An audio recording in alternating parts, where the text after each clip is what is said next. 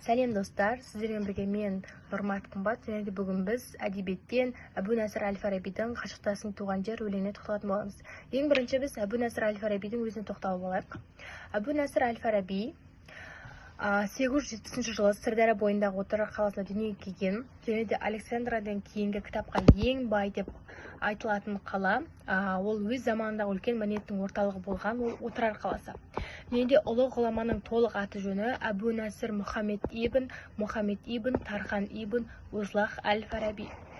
Әл-Фараби есімінің бұлай ұзақ және де аталу себебі арабтар Отырарды жаулап алғаннан кейін атын өзгертіп Фараб деп атаған.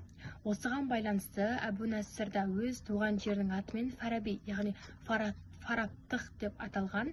Сол кездің өзінде, яғни орта ғасырдың біздің Отырар жеріне әл-Фараби есімді 70-ден артық ғалым шыққан, яғни соның есімі, яғни Әбу Насыр Фараби дейтін есімді көретін болсақ, ол Отырар қаласынан шыққанын білуге болады. Әбу Насыр әл-Фарабидің білім алу жолы. Алғашқы білімін Отырар қаласында алған болатын. Шаш, Самарқан, Бұхара, Мысыр, Халеб, Бағдат қалаларында оқып, жан-жақты білім алған. 12-16 жас шамасында керуенgelесіп білім іздеп Бағдатқа келген. Иранда, Хорасанда болып түркі тілімен қатар парсы, Хорасан тілдерін үйренеді. Сол кезеңде ғылым мен мәдениеттің орталығы болған Бағдатқа келіп, араб, грек, латын тілдерін жетік білген. Әл-Фараби 70 түрлі тіл білген дейтін мағлұмат бар. Әл-Фарабидің еңбектері арабша жазылу себебі сол кезеңдегі ғылыми ортақ тіл ол араб тілі болғандықтан, Әбу Насыр әл-Фараби Қыпшақ даласынан шыққан ұлы энциклопедик, ғалым, ойшыл, философ, математик, әдебиет пен музыка зерттеушісі, ақын болған. Ұлы ойшылдың философия, жаратылыстану, астрономия, математика, медицина, логика, этика, метафизика, жағрафия, әдебиеттану, тіл білімі, музыка сияқты ғылым салаларынан жазған 164 трактаты бар. Ұлы ғалымның көптеген еңбектерінің ішінен бүгінгі ұрпаққа қолына жеткен ғылыми жазба саны 40-қа жуық. Әл-Фарабидің туғанына 1100 жыл толуы Қазақстанда кеңінен атап өтілді. Оның шығармалары қазақ, орыс, ағылшын тілдеріне аударылған. Алматыдағы Қазақ ұлттық университеті Әл-Фараби есімімен иеленген.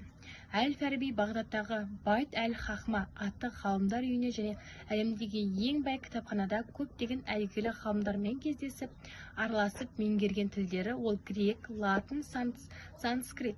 Әл-Фараби көптеген әйгілі ғалымдармен кездесіп, араласып, грек, латын, санскрит және тағы да басқа тілдерді меңгерген. Білім ордасы Бағдаттағы Байт әл-Хахма атты ғалымдар үйі және де әлемдегі ең бай кітапхана болған. Әл-Фараби еңбектерін аударып қана қоймай, оның ойларының өз дүниетанымына жақындарын қабылдап және оны осы тұрғыдан түсіндірген ойшыл ол Аристотель. Әбу Насыр әл-Фарабидің өзі музыкант та болған, ол музыкалық аспаптарда ойнап, ән салған, өзі ән мен күй де шығарған. Әл-Фарабидің музыка жолы еңбегі «Музыканың ұлы» кітабы. Әл-Фарабидің өлеңдерін 1971 жылы қазақ тіліне аударған ақын ол Аян Нысанали. Әбу Насыр әл-Фараби өмірінің соңына қарай болған қалалар Мысыр, Шам, Халеб, Шам, Дамаск. Әл-Фараби қайтыс болған уақыттары Әл-Фарабидің қайтыс болған уақыты ол 950 жылы Шам, Дамаск қаласында қайтыс болған. Ол қайтыс болғанда оның сол елдің әміршісі Сайф әл-Даула өз қолымен жерлеген. Бұл ұлы ғалымға көрсеткен зор құрмет болып саналады. Ұлы ғалымның мүрдесі Сириядағы Баб әс-Сахир зиратында жатыр. Қазақстанда Әбу Насыр әл-Фарабидің мұралары зерттеу басталған уақыт өткен ғасырдың екінші жартысында. Елімізде фарабитану ғалымның бір саласы ретінде дамыды. Әл-Фараби мұрасын алғаш болып жүйелі түрде зерттеген көрнекті ғалымдар академик Әлкей Марғұлан, Ақжан Машанов. Әбу Насыр әл-Фараби 50 шақты еңбек тұрған кітапхана ол Алматыдағы орталық ғылыми кітапхана. Бүгінде Қазақстанның Ирандағы төтенше және өкілетті елшісі болған ғалым Мырзатай Жолдасбековтің бастамасымен сол елдегі кітапханалардан ғалымның арнайы сақтауда тұрған 13 қолжазбаның көшірмелері сақталған орын ол Алматыдағы Әл-Фараби атындағы Қазақ ұлттық университетінің кітапханасында және де Астанада Гумилев атындағы Евразия ұлттық университетінің Отырар кітапханасы қорында сақталған. Әл-Фараби шұғылданған ғылыми салалар әдебиет пен өнерге қатысты еңбектері: астрономия, математика, медицина, философия, логика, тарих, музыка, әдебиет.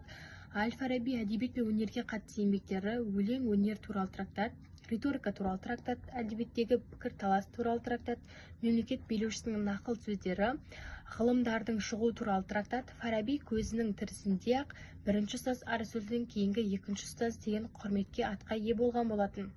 Қызықты дерек: көптеген мәліметтерге қарағанда Фараби еңбектерінің саны 100-ден асады. Зерттеушілердің айтуынша, ол еңбектерін бөлек қағаздарға жазып, кездескен шәкірттеріне бере салады екен. Соның салдарынан еңбектерінің арабша көп нұсқасы жоғалып кеткен. Әл-Фарабидің мұрасы аударылған тілдер және еңбектерін жан-жақты зерттеген ғалымдар: Әлкей Марғұлан, Ақжан Машанов, Орынбек Жәутіков, Абсаттар Дербасарин, Немат Келімбетов. Әл-Фарабидің еңбектерінің кейбіреулерін аударылған тілдер неміс, қазақ, орыс, ағылшын, француз тілдеріне аударылған. Шығармадан үзінді, яғни Қашықтасың туған жер өлеңі. Қашықтасың туған жер қалың елім, небір жүйрік болдырып жарау деген. Шаршадым мен, қанатым талды менің, жаңа жолға сарылып қарау менен. Кері оралмай жолдарым жатыр ақып, қасіреттің жасына көз жуынар. Ол жаратқан көмнеткен ақымағың, құм сықылды тезісіп тез суынар. Зиялы аз бір тұтам тіршілікте, әкімдікке күлісті жүгіреді.